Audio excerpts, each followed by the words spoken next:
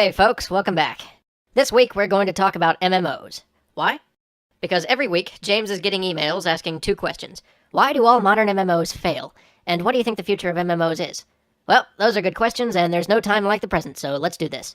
Those two questions are pretty intimately tied, but let's start by tackling the first one. Why do modern MMOs fail? Short answer, because no one's thinking outside the box.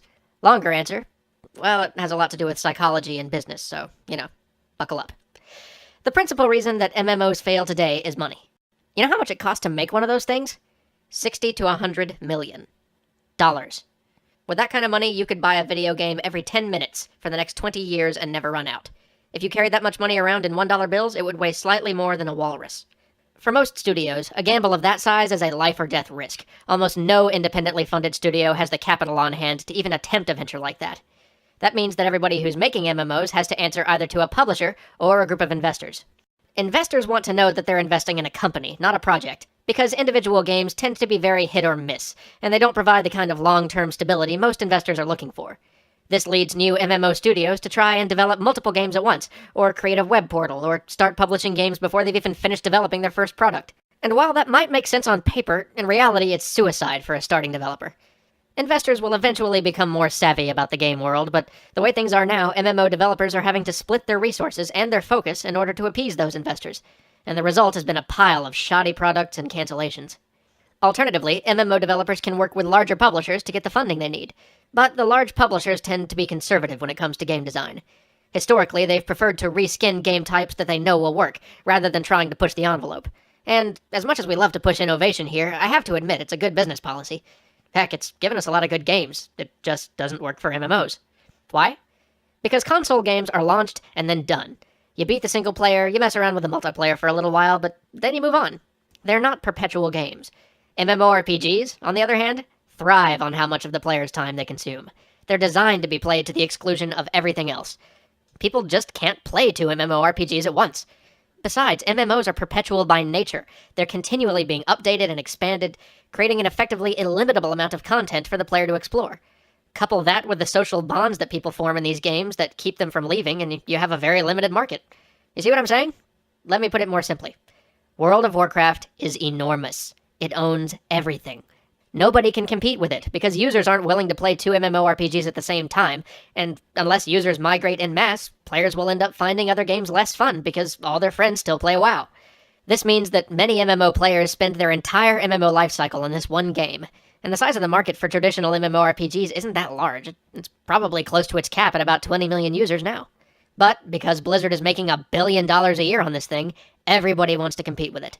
Unfortunately, it's so expensive to make an MMORPG that anyone who can afford to doesn't want to take any risks, so they simply clone World of Warcraft. The problem with this strategy is that no amount of minor mechanical or graphical improvements will make a World of Warcraft clone better than World of Warcraft. World of Warcraft has an enormous player base, a robust player-driven economy, and, well, everyone you know is playing it. Add to that it has 10 years of development and content behind it, and it's simply impossible to build a WoW killer by cloning WoW. And yet billions of dollars have been spent attempting to do just that. So, is it hopeless? Should we just wait until Activision Blizzard comes out with World of Warcraft 2 or Call of Guitar Craft or, whatever they've got planned? Should we just give up on the idea of making alternate MMOs entirely? Well, no, of course not. But it would probably be better for everyone if we stopped trying to make World of Warcraft clones. So what should we do? What will the future of MMOs look like? Well, first we have to ditch the idea that the terms MMO and MMORPG are synonymous. Today, all we have are MMORPGs, because everyone's trying to fight Blizzard over that little niche. But think about how many other genres are out there. We could have MMO first-person shooters, MMO racing games, MMO real-time strategy, and brawlers, and puzzle games. I mean, why not? Why don't we see any of these things around? Well, I guess we kind of do. I mean, we can see the first hints of the future of MMOs by looking to some Korean games like Cartwriter or Combat Arms, or smaller Western productions like Puzzle Pirates or Shots Online. In the next 10 years, I think we're going to start seeing the MMO brought to every genre. Why? Because they don't compete with World of Warcraft, and they are much less expensive to make. A lot of those sorts of games wouldn't need the enormous 3D worlds that we've come to expect. Because they aren't RPGs, these games could get away with smaller, shared hub areas and private rooms for most of the social interaction, way cheaper than building a big-ass 3D world. And that lower cost means that companies will be able to take some more risks and experiment in ways that they couldn't afford to with MMORPGs, which will, in turn, give us a new set of high-quality games. We're also going to see social games blossom and evolve. You might argue that Farmville isn't an MMO yet, and certainly isn't that deep, but the next generation of social games will start to blur the line between themselves and web-based MMOs. But I have a feeling that most of you are still kind of wanting to know what will happen with MMORPGs specifically.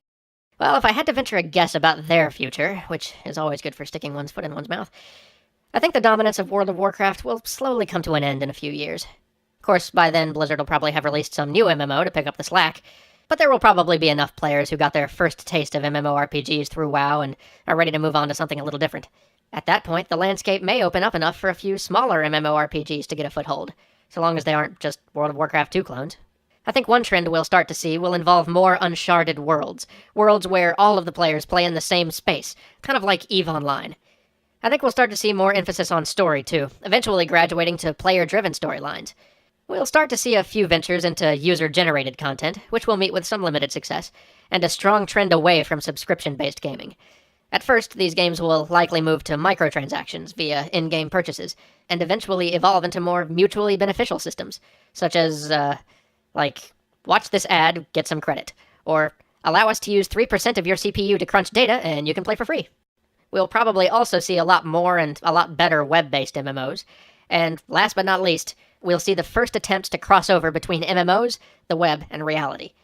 Your future games might end up sending you on quests to the local Starbucks or to alternativerevenuestreams.com. Potentially tacky? Yes, but it could be used in some interesting ways.